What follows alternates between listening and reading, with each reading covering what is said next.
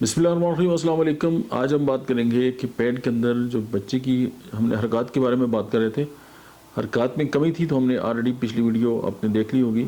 और अगर हरकत बहुत ज़्यादा हो जाए और उसकी वजह से जो है वो जो माँ है जिसके पेट के अंदर बच्चा है वो उसको दर्द महसूस हो रहा है और वो बेचैनी महसूस कर रही है, तो फिर हम कौन सी एहतियाती तदबीर, कौन सी मेडिसन और कौन सी जो ग़िज़ा है उसको हम कंसिडर करें ताकि ये जो चीज़ें हैं नॉर्मलाइज हो जाएँ। आपकी सेहत के बारे में मजीद डिस्कस करने से पहले इस वीडियो को लाइक करें। Doctor Ahmad Ejaz official YouTube channel को सब्सक्राइब करें और बेल आइकन पर ज़रूर क्लिक करें। अगर होम्योपैथिक जो दवा है उसके बारे में बात करें तो मैग्नीशियम फास्ट होम्योपैथी की बहुत शानदार मेडिसिन है। तो उससे ये है कि ये बॉडी को भी रिलैक्स करती है, ना सिर्फ माँ की जो मसल्स हैं उनको रिलैक्स करती है और उसकी बॉडी के अंदर जो मैग्नीशियम फास्ट की जो कमी है उसको भी पूरा करती है। और ये जो मेंटल हेल्थ है उसके लिए भी इसका बहुत बड़ा एक अमल है।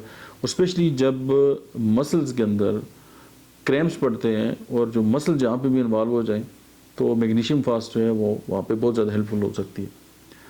उसमें ये है कि आप बच्चे की हरकत चूँकि ज़्यादा है तो जब वो ज़्यादा होगी तो पेट के अंदर खिंचाव होगा तो दर्द होगा, तो खिंचाव में, दर्द में आप और स्पेशली एब्डोमेन की जो मसल्स हैं उनमें मैग्नीशियम फास्ट को आप कभी भी नहीं भूल सकते। जो एहतियाती तदाबीर हैं उनमें सबसे आम जो बात है वो आराम करना है। और अगर आपको दर्द है तो नीम गर्म पानी जो है उसकी जो बॉटल्स होती हैं वो इस्तेमाल कर सकते हैं आप।